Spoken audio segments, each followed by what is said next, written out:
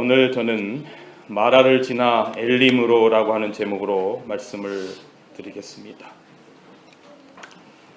출애굽기 15장 22절에서부터 27절의 말씀을 본문의 말씀으로 삼겠습니다.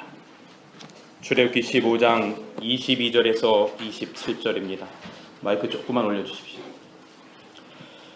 모세가 홍해에서 이스라엘을 인도하여 그들이 나와 수르 광야에 들어가서 거기서 사흘 길을 걸었으나 물을 얻지 못하고 마라에 이르렀더니 그곳 물이 써서 마시지 못하겠으므로 그 이름을 마라라 하였더라.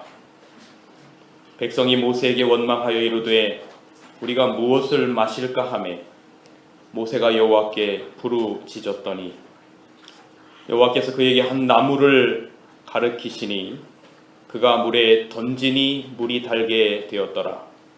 거기서 여호와께서 그들을 위하여 법도와 율례를 정하시고 그들을 시험하실세 이르시되 너희가 너희 하나님 나 여호와의 말을 들어 순종하고 내가 보기에 의를 행하며 내 계명에 귀를 기울이며 내 모든 규례를 지키면 내가 애굽 사람에게 내린 모든 질병 중에 하나도 너희에게 내리지 아니하리니 나는 너희를 치료하는 여호와임이라. 그들이 엘림에 이르니 거기에서 물샘 12과 종려나무 70 그루가 있는지라. 거기서 그들이 그 물 곁에 장막을 치니라. 지난주에 말씀드린 것처럼 출애굽의 여정은 우리의 구원을 표상하고 있습니다.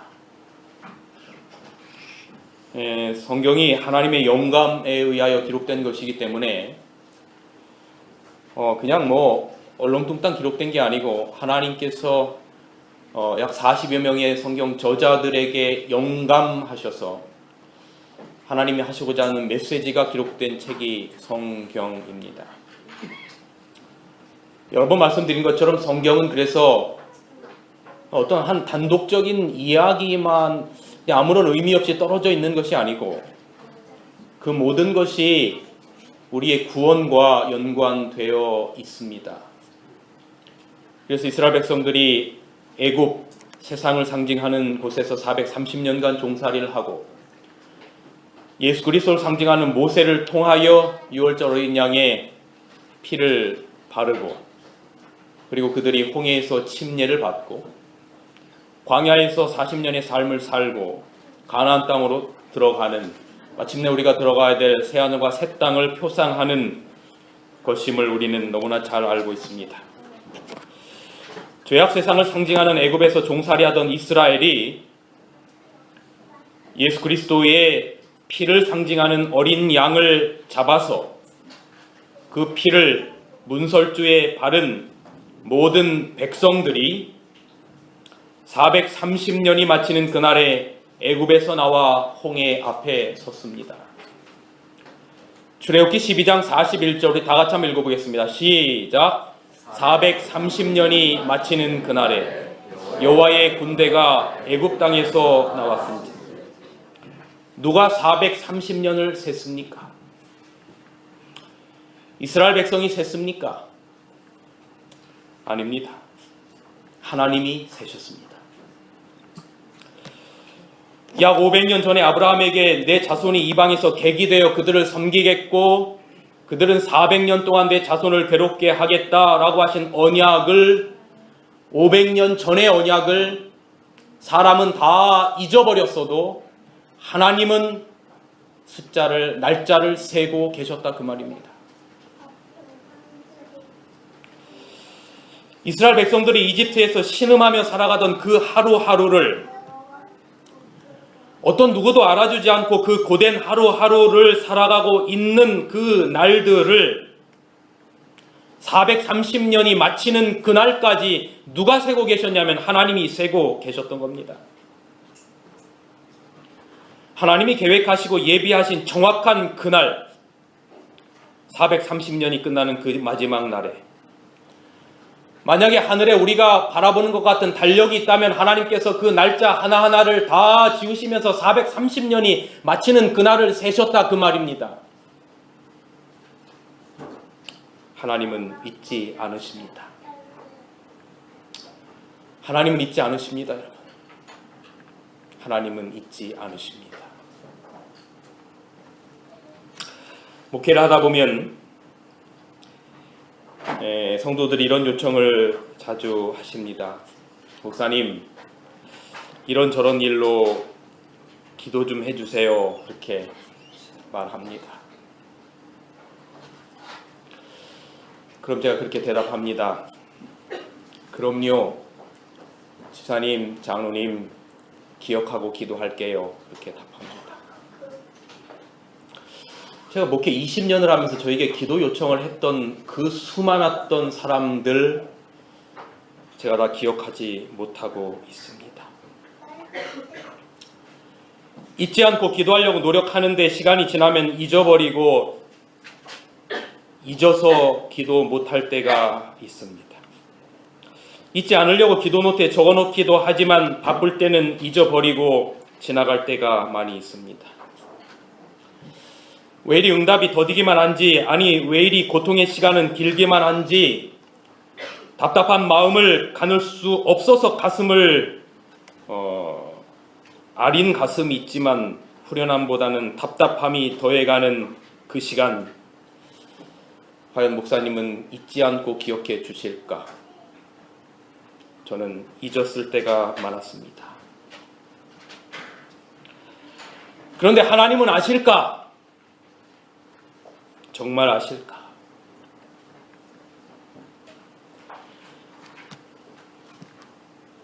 정말 나의 이런 삶의 모습을 하나님께서 아실까? 그렇죠. 하나님께서 아실까?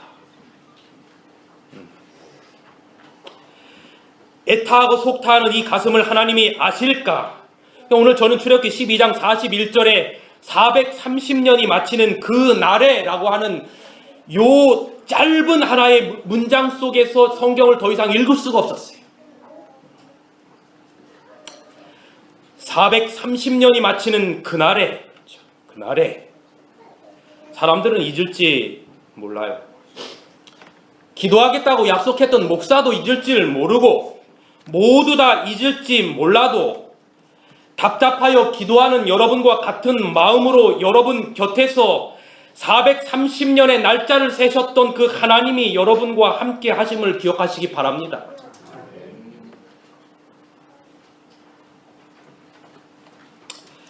어느 날 새벽 문득 아침에 눈을 떴는데 갑자기 어떤 분이 머릿속에 떠올랐어요.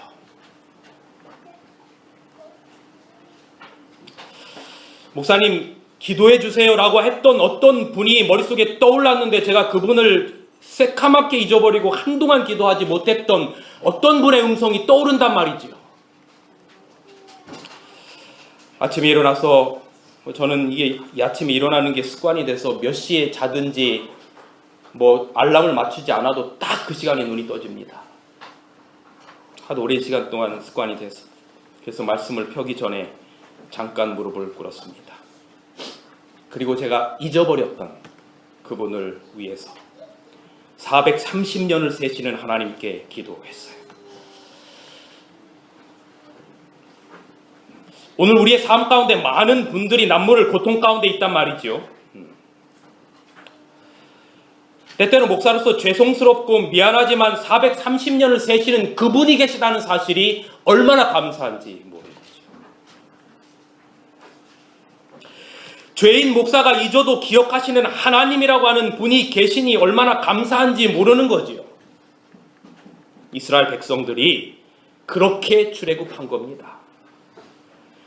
그들이 종살이하고 어떤 누구도 기억해 주지 않는 그 430년의 기간 동안 4대가 지나서 많은 사람들이 그곳에서 누구도 알아주지 않는 상황 가운데 있었지만 하나님께서 그 430년의 달력을 하나하나 지우고 계셨단 말이죠. 그리고 그 430년이 마치는 그날에 그 어떤 목사도 기억하지 못하는 그날에 말이죠. 하나님은 기억하셨단 말이죠. 그렇게 모세를 세우시고 출애굽한 거예요. 그런데 참 감격스러운 것은 출애굽기 12장 41절 요 한 절이 저의 마음에 얼마나 큰 감동을 주었는지 430년이 마치는 그날에 성경에 뭐라고 기록하냐면 여호와의 군대가 애굽에서 나왔다 그랬어요. 군대요? 군대는 무슨 군대입니까?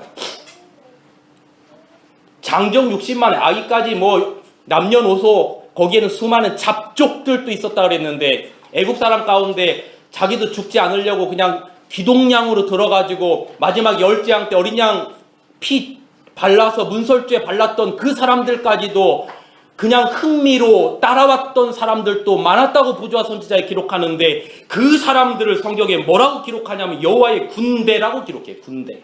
군대는 무슨 군대입니까? 군대 이건 당나라 군대도 아니죠. 훈련을 받아야 군대죠. 훈련을 받아야. 군사훈련이라고는 한 번도 받아둔 적이 없고 그냥 벽돌 찍고 노예로 살아갔던 그 사람들을 하나님께서 뭐라고 말하냐면 군대라고 말해요. 왜 그렇습니까? 왜 하나님 이 사람들 군대라고 말하는 겁니까? 이들이 430년간 하나님에 대해서 기억했나요? 아니에요. 부조화 선지자에 보면 그들이 하나님에 대한 신앙을 다 잊어버렸다 그랬습니다. 안식일도 다 잊어버렸어요. 하나님의 언약도 다 잊어버렸고 아브라함서부터 내려왔던 그 언약도 다 잊어버렸고 오로지 그들이 생각났던 딱 하나는 뭐냐면 요셉의 무덤이었어요. 요셉의 무덤. 요셉이 죽기 전에 내가 이 땅에서 나가게 될 때 내 해골을 가져가라고 했던 그 요셉의 무덤이 이스라엘 백성들에게 경종이 되었다 그랬거든요. 그거 말고는 아무것도 기억하지 못하는 이들을 여호와의 군대라고 하나님이 말씀하신단 말이죠. 왜 그렇습니까? 바로 그리스도의 언약의 피 때문에 그렇습니다. 유월절 어린 양의 피 때문에 그런 거예요. 여러분 군대는 적과 싸우는 집단이잖아요. 뭐가 있어야 됩니까? 싸우려면 무기가 있어야 되잖아요. 그래서 우리가 영적으로 보면 적은 사단이고 사단이라면 사단을 이길 무기가 있어야 돼요. 여호와의 군대라고 했으니까 무기가 있어야 되잖아요. 그런데 그 무기는 총칼 이런 거 가지고 사단을 이길 수 없으니까 하나님이 너희들이 노예로 살았지만 사단을 이길 무기가 하나 있는데 그 무기가 뭐냐면 어린 양의 피라고 말하는 거지. 보혈의 피 외에는 사단을 이길 무기가 없다라고 말하는 거예요. 그러니까 앞으로 광야 생활을 하는 동안 전적으로 그리스도를 의지하고 보혈의 피를 의지하여 하나님의 말씀 안에 순종할 수밖에 없는 백성임을 여호와의 군대라고 표현한 겁니다. 여호와의 군대라고 하는 표시를 줘야 하는데 그들은 이제 어디로 다 데리고 가냐면 다른 데로 갈 수도 있는데 어디로 데려가냐면 일부러 하나님이 홍해로 데리고 가셨어요. 홍해. 그래서 지난주에 말씀드린 것처럼 홍해가 뭘 상징한다고요? 침례를 상징한다 말씀드렸죠. 고린도서 10장 2절. 그들이 전부 다 바다에서 침례를 받았어요. 여호와의 군대가 된 겁니다. 중세시대에 로마 캐톨릭이 땅 정복 전쟁에 나가야 되는데 십자군들을 모았잖아요. 근데 그 십자군들을 다 나가려면 침례를 줘야 되는데 언제 그 수많은 십자군들을 침례를 줍니까? 그래서 전부 다 군중처럼 모아놓고 호수를 대고 물을 쫙 다 뿌렸어요. 그때서부터 침례가 아니라 세례가 된 거죠. 마찬가지로 여호와의 군대라고 하면 군대에 표식이 있어야 되는데 그 표식이 뭐냐면 홍해로 전부 다 데리고 가서 전부 다 침례를 받고 하나님의 군대로 하나님께서 만들어 버렸어요. 여러분 여기 대단히 중요한 의미가 있어요. 침례의 의미가 우리가 뭔지 알잖아요. 물속에 장사 지내고 죽고 새로운 사람으로 부활하는 건데 여러분 이스라엘 백성들이 그들의 발을 홍해 가운데 물론 모세가 딱 됐을 때 물이 갈라졌지만 발을 내딛는다는 것은 죽음을 의미하는 거였어요. 그런데 죽는 것 같은데 그들은 안전하게 홍해에서 나왔다 말이죠. 왜 그렇습니까? 영적으로 유월절을 경험한 즉 예수 그리스도의 보혈을 경험한 이스라엘은 죽더라도 다시 살게 된다는 영적인 의미가 있는 거예요. 여러분 이것이 바로 침례의 의미인 죽음과 부활이죠. 요한복음 6장 54절에 이렇게 기록했어요. 내 살을 먹고 내 피를 마시는 자는 뭐를 가졌고 영생을 가졌고 마지막 날에 내가 그를 다시 살리리니.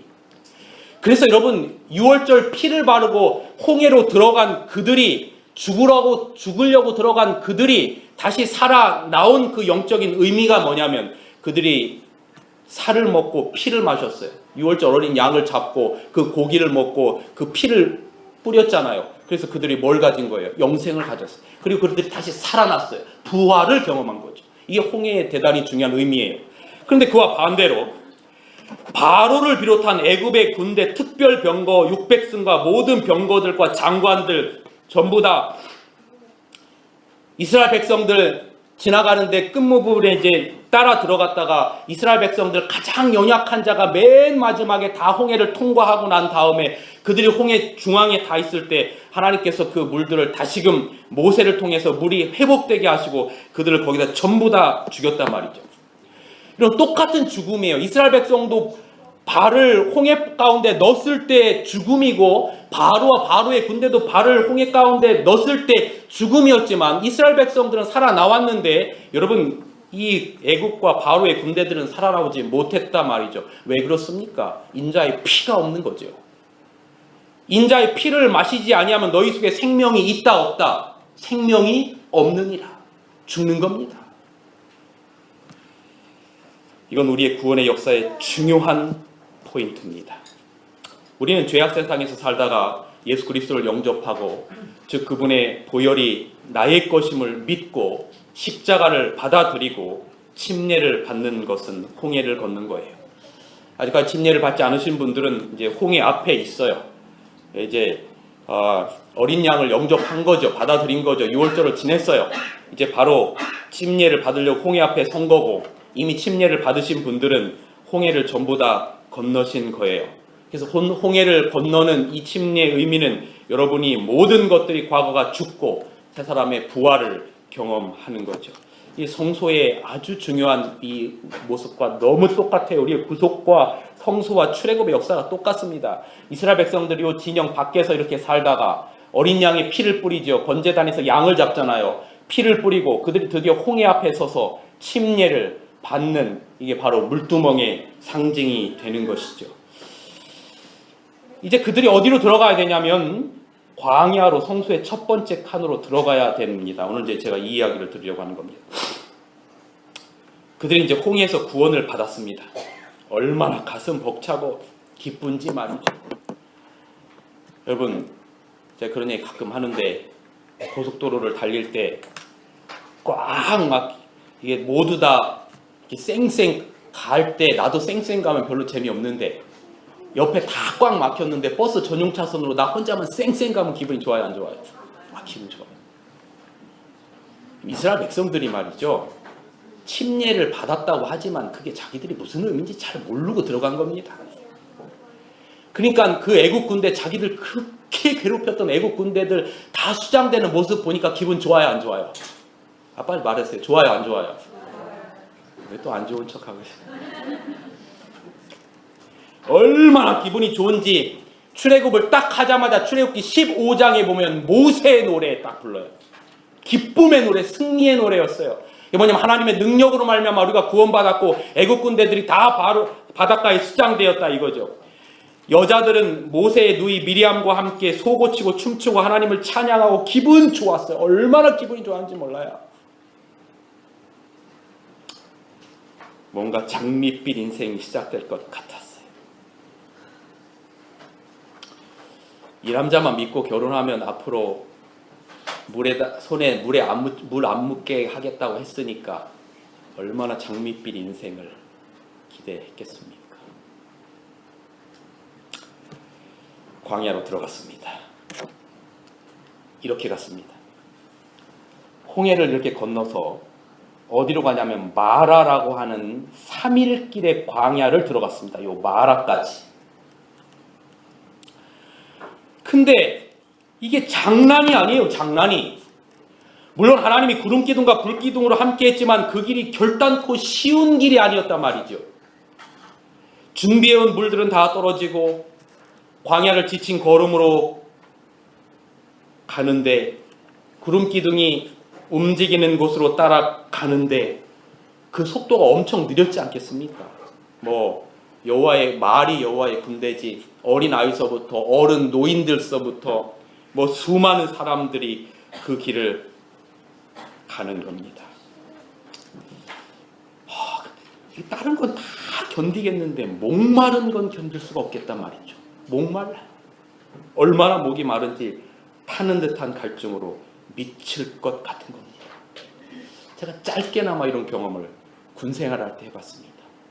전경하면서 서울에서 데모가 많을 때 그 한여름에 이 방독면 쓰고 진압복 입고 정말 더워 죽겠는데 땀으로 완전히 다 온 몸이 다 옷이 젖는데 물을 마실 수가 없어요. 그때 그냥 아무 건물이나 들어가서 화장실 켜놓고 화장실 물을 벌컥벌컥 마셨던 그런 기억을 생각해 보면 3일 동안 이 타는 듯한 갈증이 얼마나 고통스러운 갈증이었을까 생각해 보는 겁니다. 그들이 생각했겠죠. 아, 이거 아닌데, 내가 생각했던 건 이런 게 아닌데 왜 하나님이 물을 안 주지?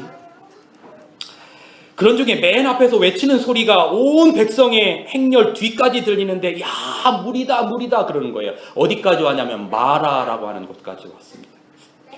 이때 부조화 선지자 291페이지에는 말하기를 모세가 광야에서 40년을 살아서 이쪽 지역을 누구보다도 훤히 아는데 그들이 첫 번째 만나는 그 마라의 물은 쓴 물이어서 먹을 수 없는 것을 모세는 알았다 그랬어요.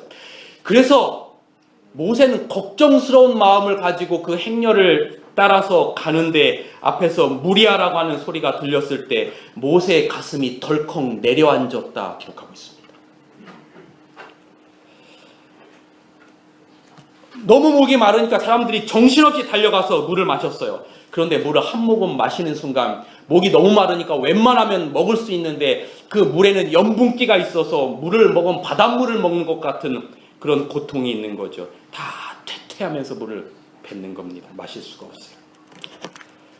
그때 출애굽기 15장 24절 백성이 모세를 대하여 원망하여 가로되 우리가 무엇을 마실까 하매. 전에는 이런 내용을 보면 야 어찌 저럴 수 있냐.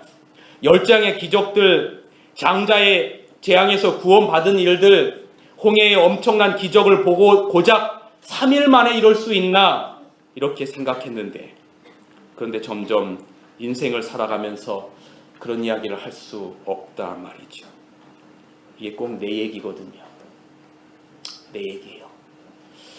다른 목사님들이 이 부분에 관해서 어떻게 설교했나 일반 개신교 목사님이건 설교 내용들을 제가 쭉 몇 편을 찾아서 다 읽어보니까 이 부분만 오면 하나같이 목사님들이 교훈으로 주는 얘기가 성도 여러분 이렇게 원망하는 모습이 여러분의 모습이 아닙니까? 원망하지 마십시다라고 하는 교훈을 주더라고요.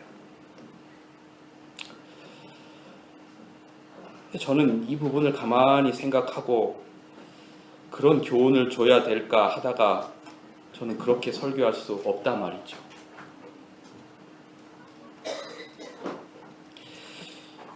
이 목사가 설교하면서 교인들에게 여러분이 우리가 이렇게 원망하면서 살면 안 됩니다 라고 감히 말할 수가 없단 말이죠. 왜냐하면 이 모습을 통해서 누구의 모습이 바라보이는가 하면 나의 모습이 보인단 말이죠. 나의 모습이.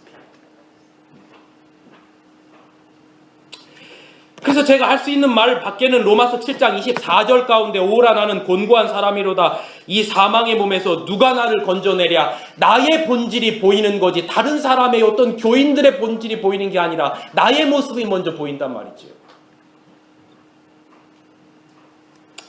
이게 우리의 구원의 과정을 표상하는 거라 했죠. 우리가 예수 그리스도를 영접하고 침례를 받고 이제 하나님의 은혜 구름기둥과 불기둥 안에서 멋진 그리스도의 삶을 살 것 같았는데 그렇지 않고 목마르다 말이죠. 그래서 저는 이 성경을 보면서 이게 다른 목사님들의 해석과는 조금 다른 각도로 성경이 자꾸 보이는 게 뭐냐면 이게 이스라엘 백성들의 원망의 모습에 대한 질책의 모습이 아닌 것 같단 말이죠. 질책의 모습이 아니라 그저 우리들의 연약함을 그냥 그대로 보여주는 모습 같단 말이죠. 여러분 광야에서 그 뜨거운데 3일이나 목이 마르면 불평하지 않을 사람 누가 있겠습니까? 성지순례 하는데 성지순례 하다가 대부분들이 누가 하냐면 신학생들, 목사님들, 장로님들이 성지순례를 하는데 버스 에어컨 나오는 버스 타고 다닙니다. 그리고 그 시원한 생수통에 물들을 주는데 어디 이렇게 갔다가 걸어오라고 하는데 그거 걸어오는 것도 뜨겁다고 불평한다 그 말이지요. 누가요? 목사님들이 말이죠. 누가요? 교회 지도자들이 말이죠. 에어컨 버스 타고 잠깐 몇 시간 걸어갔다 오는데도 물 한 잔씩 주는데도 그래도 불평한다 말이죠. 그런데 이스라엘 백성들에게는 전혀 그런 게 없었단 말이죠. 에어컨 버스 없었단 말이죠. 그러니 목마르니 불평하고 물이라고 고작 발견했는데 그게 쓴 물이어서 마실 수가 없어요. 그래서 모세를 원망합니다. 왜 성경에서 이 모습을 그대로 적나라하게 적어놨을까 제가 생각해 보니까 하나님이 우리에게 이렇게 말하는 것 같죠. 야 유창종, 이게 너의 실존이야 이거죠. 이게 내 모습이야 그거죠. 내가 넥타이를 메고 교인들 앞에서 설교를 하지만 모든 것들을 다 벗겨놓고 하나님 앞에 너의 실존의 모습을 그대로 드러냈을 때 감히 교인들한테 설교할 수 있는 입장이 아니라고 말하면서 나한테 주는 메시지가 뭐냐면 이게 너의 실존이라 그 말이지. 오늘 우리의 모습을 그대로 보여준단 말이죠. 할 수 있는 게 아무것도 없어요. 정말 절망이란 말이죠. 절망, 죽음이란 말이죠. 이게 무슨 고통이냐면 마라의 고통이에요. 마라의 고통. 마라의 고통은 이스라엘 백성들이 그냥 목말라가지고 모세를 원망하고 하나님을 원망한 그 모습이 아니고 그걸 나타내려고 하는 모습이 아니고 우리의 죄된 본질이 어떤 것인지 너희가 솔직히 봐라 하나님이 까발리신단 말이죠. 룻기서에 보면 남편과 두 아들을 잃고 며느리 룻과 함께 고향으로 돌아온 나오미가 사람들이 오랜만에 나오미가 고향으로 돌아오니까 이게 누구야 나오미가 아니냐라고 말할 때 그때 룻기 1장 19절 20절에 나오미가 뭐라고 말하냐면 사람들에게 나를 나오미라 칭하지 말고 마가라 칭하라 그렇게 말합니다. 마라라 칭하라 그렇게 말합니다. 마라라. 왜냐하면 나오미라고 하는 이름의 뜻은 기쁨과 희락인데 지금 먹고 살려고 모압 땅에 갔다가 그곳에서 남편 잃고 아들들 다 잃고 거지꼴이 돼서 자부 하나 룻 하나만 데리고 돌아오는 사람한테 당신이 나오미 아니오 하니까 기쁨 희락 아니오 그러니까 나를 나오미라 하지 말고 뭐라고 부르라고요? 마라라고 부르라고요. 쓴 인생의 쓴맛을 보았다 마라의 고통이라고 부르라고요. 이스라엘 백성들이 홍해를 건너면서 불과 3일 전에 나오미의 노래를 불렀던 겁니다. 이 모세의 노래가 그런 노래죠. 그러나 지금 마라의 쓴물로 모세와 하나님을 원망하고 있어요. 이게 당시 이스라엘 광야의 여정이었고 오늘 우리들의 세상살이가 아닙니까? 꼭 우리의 모습, 나의 모습 보는 것 같고요. 그렇죠? 안식일날 교회 와서 말씀으로 은혜를 받는 것 좋은데 잠깐 나가면 세상의 고민이 금방 내 마음 가운데 다 와서 언제 은혜를 받아 나는지 다 잊어버리고 분주하게 한 주간 세상 살다 보면 세상 사람들에 치이고 돈 벌려고 치이고 자녀들에 치이고 모든 것에 치여서 정신없이 하나님의 말씀 한 번도 열어보고 싶지 않아서가 아니라 열어보고 싶은데 그럴 겨를도 없이 교회 오는 여러분들에게 말이죠.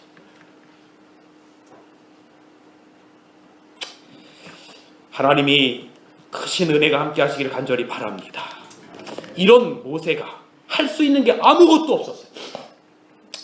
저에게 교회 성도들이 편찮으신 분들이 많은데 목사님 우리 아픈 성도를 위해서 누구를 위해서 기도해 주세요. 기도는 하는데 그 기도가 바로 좀 응답이 돼서 나았으면 좋겠는데 여전히 교인들이 아프시단 말이죠.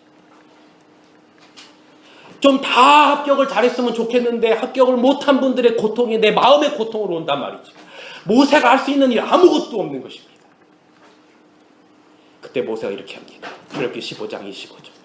모세가 여호와께 부르짖었더니 하나님께 부르짖었어요. 여호와께서 뭐를 지시하셨습니까? 우리 같이 한번 읽어볼까요? 뭐를 지시하셨어요? 한 나무를 지시하셨어요. 그가 물에 그 나무를 던지니까 물이 어떻게 됐냐면 달아졌다 그랬어요. 지시하는 아무 나무나 아니라 야 이 나무 넣어라 이 나무. 그래서 그 나무 지시하신 그 나무 이 많은 나무들 가운데 참 이거 좀 감사의 말씀을 드려야 되겠어요. 이거 우리 오종순 집사님이 이렇게 하셨어요. 너무 예쁘죠? 이거 좋아하는데 생화 같아요. 생화. 얼마나 참 감사합니다. 집사님. 이 많은 꽃들 중에 아무 나무 아니고 야 그 나무 던져 그 나무. 그래서 하나님 이거요? 아니 그거 말고 이거요? 아니 그거 말고 이거요? 그거. 그래서 이 나무를 딱 뽑아가지고 물에다 딱 던지니까, 지시하시는 그 나무 던지니까 물이 달아져서 이스라엘 백성들이 먹었단 말이죠. 살 수 있게 되었어요. 여러분, 이 문제는 생명의 문제예요. 그런데 이게 뭘 표상하느냐 말이죠. 베드로전서 2장 24절. 친히 나무에 달려 그 몸으로 우리 죄를 담당하셨으니 이는 우리 죄에 대하여 죽고 의에 대하여 살게 하려 하심이라. 그가 채찍에 맞음으로 너희가 나음을 얻었도다. 그 나무가 뭘 상징하는 겁니까? 예수 그리스도의 십자가였어요. 그 채찍에 맞음으로, 그 나무를 던짐으로 예수가 십자가에 못 박힘으로 말미암아 물이 달아졌더라. 너희가 나음을 입었도다. 한 나무는 주님이 달리신 십자가를 표상하는 거였습니다. 하나님의 영원한 처방인 한 나무인 주님의 십자가, 아무 나무가 아니라 그 한 나무, 갈보리 언덕에 세 나무가 세워져 있는데 그 양쪽 가에 거 아니라 그 가운데 그 한 나무, 그 나무가 모든 인류의 쓴물을 제거해서 단물로 바꿨다 그 말이지요. 십자가에서 고치고 살리고 새롭게 하는 절대적인 나무요 처방이에요. 그러니까 여러분, 이스라엘 백성들이 430년간 종살이하고 그게 익숙해서 살아갈 때 이스라엘 백성들에게 430년을 센 분도 하나님이고, 모세를 불러서 열재앙을 통해서 홍해를 건너게 하고 출애굽시킨 것도 하나님이고, 하나님께서 너희는 하나님의 군대라고 말한 것도 하나님이고, 이거 이스라엘 백성들 너 이거 홍해 건너는 거 이거 침례받는 거라고 하나님이 거창한 의미를 부여했는데 이스라엘 백성들 사실 관심 없었단 말이죠. 관심 없었어요. 그저 피 발라야 장자 안 죽는다니까 그냥 바른 거고, 홍해 안 건너면 뒤에 애국 군사들 쫓아오니까 그냥 따라서 건너간 거고, 적과 꿀이 흐르는 가나안 땅으로 인도한다니까 애국 생활보다는 좋겠지 하고 따라 나왔는데, 영적인 거 별로 관심 없는데 3일씩이나 물도 없고 목마르니까 원망 안 하겠습니까? 하지요. 전 성경에서 이걸 이대로 쓴 게 우리를 꾸짖기 위함이 보라, 꾸짖기 위함이기보다는 너희의 본성을 보라 이거죠. 죄로 인한 너의 본성을 봐라. 그래, 이게 죄의 싹은 사망이다. 죄로 말미암아 인간의 본성이, 그 근원이 부패하게 되었다. 리변 헤랄드 1901년 4월 16일자 말이죠. 그리고 가르치시는 게 뭐냐면, 야 유창종, 이게 내 모습이야. 너 목사라고 하지만 네가 나 없이 할 수 있는 게 있어. 내 십자가 없이 네가 할 수 있는 게 있어 이거죠. 과연 여기에 앉으신 이 수많은 성도들의 이 시간, 이 귀한 시간을 빼앗아 가면서 하나님의 말씀을 선포할 자격이 너한테 무슨 자격이 있냐 이 말이죠. 여러분들이 부족한 사람의 말을 듣기 위하여 이 자리에 앉아있을 이유가 뭐냐 말이죠. 제가 여러분보다 잘난 게 아무것도 없는데 오직 하나님 앞에 드러내놓을 수 있는 것은 내 안에 계신 십자가 그거 말이죠. 내 안에 계신 보혈의 피 그거 말이죠. 그래서 너희가 아무것도 할 수 없지만, 그래서 너는 나의 피 없으면 안 돼. 그렇죠? 나의 은혜 없으면 안 돼. 내가 살아갈 수 있는 것은 나의 은혜밖에 없다라고 하는 것을 우리들에게 가르쳐주는 모습이란 말이죠. 사랑하는 성도 여러분이시여. 그래서 우리는 이걸 믿고, 맞아요 주님의 은혜 아니면 나는 안 되는 존재예요, 고백하고 순종하는 겁니다.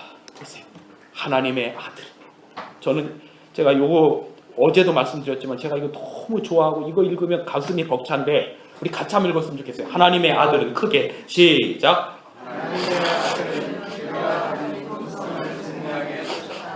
말하자면 우리는 그리스도의 일을 위해서 증거를 받고 마치 한 번도 죄를 범하지 않은 사람처럼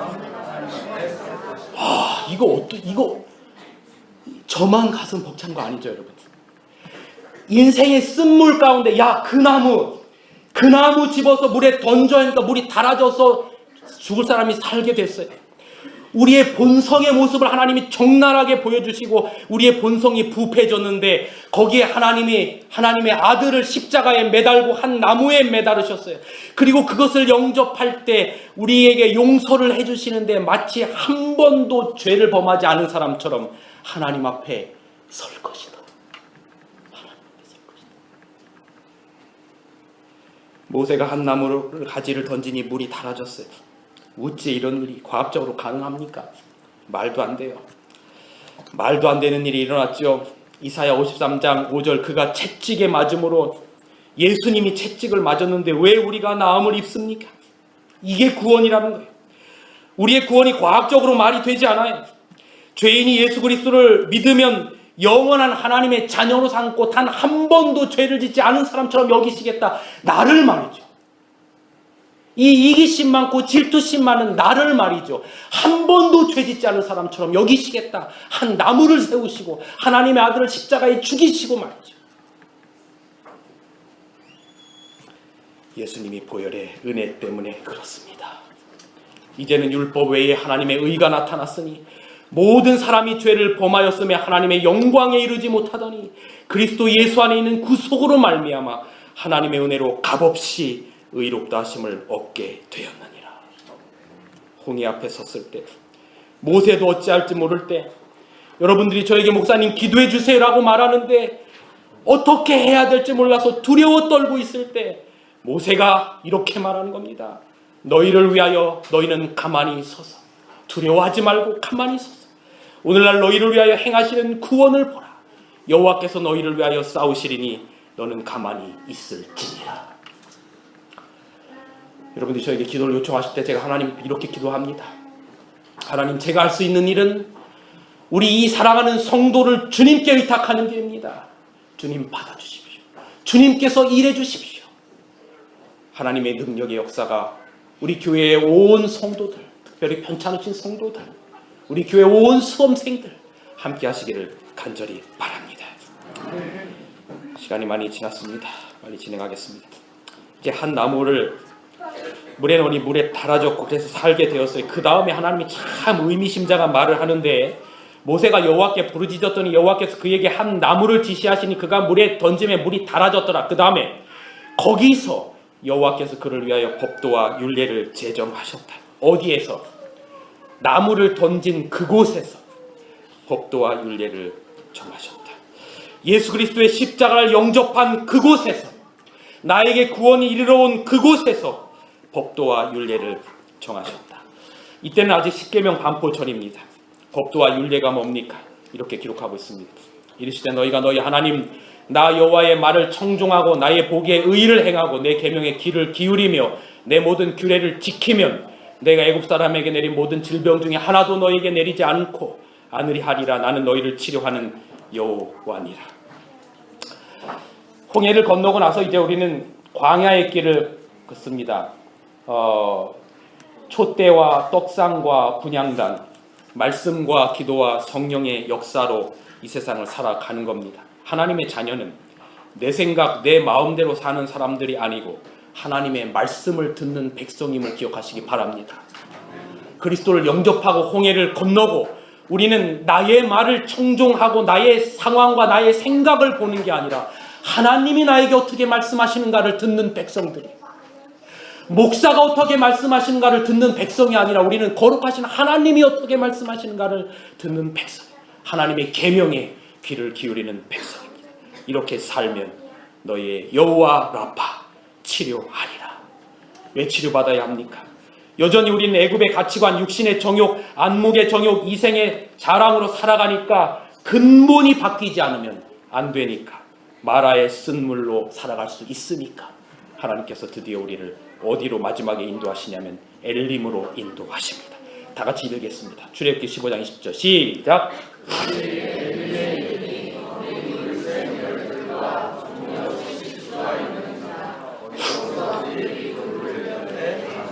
마라에서 얼마 안 떨어진 곳에 엘림이 있습니다. 오아시스가 있습니다. 엘림이라고 하는 말 뜻이 큰 나무라고 하는 뜻이에요. 결국 이스라엘 백성들이 생명수와 생명나무를 만나게 된 거죠. 광야에서 마실 물이 생명수고 야자나무 생명나무죠. 그런데 여기에 숫자가 참 의미심장합니다. 물샘이 몇 개가 있고요. 12개가 있고 종려나무가 몇 개가 있어요. 70개. 12, 70. 영생의 영원의 완전의 상징입니다. 12지파, 12제자, 7교회, 70인 이게 전부 다 성경의 요한계시록에 나타나는 의미들이에요. 마침내 우리가 이 광야의 길을 건너서 그리스도로 말미암아 엘림에 이르르게 되면, 새하늘과 새 땅에 이르르게 되면 우리에게 마침내 영원한 생명이 있을 것을 약속하시는 말씀입니다. 여러분, 우리가 이 세상을 살면서 단물도 있고 쓴물도 있어요. 사람마다 먹고 마시는 것과 수고함으로 낙을 누리는 그것이 하나님의 선물입니다. 이 세상에서 우리가 많은 곳곳에 엘림들을 숨겨 놓았어요. 그런데 우리가 마지막으로 들어갈 그 엘림, 새하늘과 새 땅, 유업으로 받으신 여러분과 제가 되기를 간절히 바랍니다. 이스라엘 백성들이 겪은 광야 생활의 역사는 세상 끝날에 사는 영적 이스라엘의 유익을 위하여 기록되었다. 부조와 선지자 293페이지. 여러분, 이스라엘 백성들이 고난을 당할 때마다 불평했던 이유가 뭔지 아세요? 이 이야기를 읽어드리고 말씀을 드릴게요. 부조와 선지자 293페이지. 그분께서 그들을 위하여 행하신 모든 것을 생각하고 비추어 하나님께 대한 믿음을 가졌었더라면 그들은 불편과 결핍과 쓰라린 고통까지도 기쁨으로 참았을 것이다. 그들은 애굽에서의 지긋지긋한 종살이를 잊어버렸다. 그들은 멸망시키는 천사가 모든 애굽의 초태생을 죽일 때에 어떻게 그들의 자녀들의 목숨이 보존되었는지 잊어버렸다. 그들은 홍해에서 나타난 하나님의 장엄한 능력 역시 잊고 있었다. 그들은 바닷 가운데 열린 길을 따라 안전하게 건넜으나 그들을 추격하던 원수의 군대는 바닷물에 잠겨버린 일을 까맣게 잊고 있었다. 그들은 오로지 눈앞에 당면한 불편과 시련만을 보고 느낄 뿐이었다. 여러분, 우리가 잊지 않아야 될 딱 한 가지, 지난 생애를 인도하신 하나님의 은혜를 잊지 않는다면 실패하지 않을 것입니다. 예수님이 십자가에 달리셨을 때 요한복음 19장 25절과 마태복음 27장 55절을 보면 다 누구만 있었냐면 마리아만 있었어요. 희한해요. 예수의 십자가 곁에는 그 어머니의 이름이 뭡니까? 마리아. 이모와 글로바의 아내 마리아와 막달라 마리아가 섰는지라. 마리아들이 다 모였어요. 마리아. 아베 마리아도 아니고. 그런데 마리아의 이름이 뜻이 고상할 것 같은데 마리아라고 하는 말이 마라에서 왔어요. 마라의 파생어입니다. 그러니까 마리아라고 하는 뜻이 쓴물이라고 하는 뜻이에요. 쓴물. 마리아들 한가운데 한 나무가 섰습니다. 마라 한가운데 한 나무가 섰어요. 십자가가 섰어요. 마라의 쓴물에 나무가 던져진 것처럼 말입니다. 주님의 십자가는 마라의 쓴물을 단물로 변화시키기 위해 지척의 오아시스가 있음에도 보지 못하는 사람들을 엘림으로 인도하기 위한 조치였어요. 주님의 십자가 전에는 모두 마리아, 그냥 쓴 물이었는데 모두가 단물이 되었어요. 예수님의 어머니도 막달라 마리아도 다 만고에 빛나는 이름이 되었어요. 사랑하는 여러분, 오늘 우리의 인생에 마라의 쓴물을 경험합니다. 이 문제에 대한 근본적인 해결책은 하나님이 지시하시는 한 나무, 바로 십자가뿐입니다. 거기로부터 생수가 흘러나와 우리를 하나님의 말씀에 순종하여 살 수 있게 하나님의 자녀로 삼으셨고 마침내 우리를 엘림으로 인도할 것입니다. 힘들고 어려운 우리의 인생길, 에벤에셀의 하나님, 지나간 생애를 인도하신 하나님을 기억하시고 이번 한 주간도 힘차게 살아가시고, 특별히 우리 교회 아프신 성도들, 이제 얼마 안 있으면 시험 볼 고3 수험생들 화이팅 하시고 승리하시는 한 주간 되시기를 간절히 바라면서 말씀을 드리겠습니다. 만세 반석 되시는 거룩하신 아버지 하나님, 마라에 쓴 경험을 우리의 인생 가운데 할 때마다 그 한 가지 예수 그리스도의 십자가를 바라보게 하여 주시옵소서. 그리하여 단물이 되게 하시고 우리의 인생이 마침내 엘림으로 인도되는 아름다운 경험을 오늘 이 자리 머리 숙인 우리 성도들 가운데 한 분도 낙오되지 않고 모두 할 수 있도록 도와주시옵소서. 저희 교회에 편찮으신 성도들을 위하여 기도하오니 430년의 그 날짜를 세시는 주님 앞에 인도하오니 주님 기억하시고 붙들어 주시옵소서.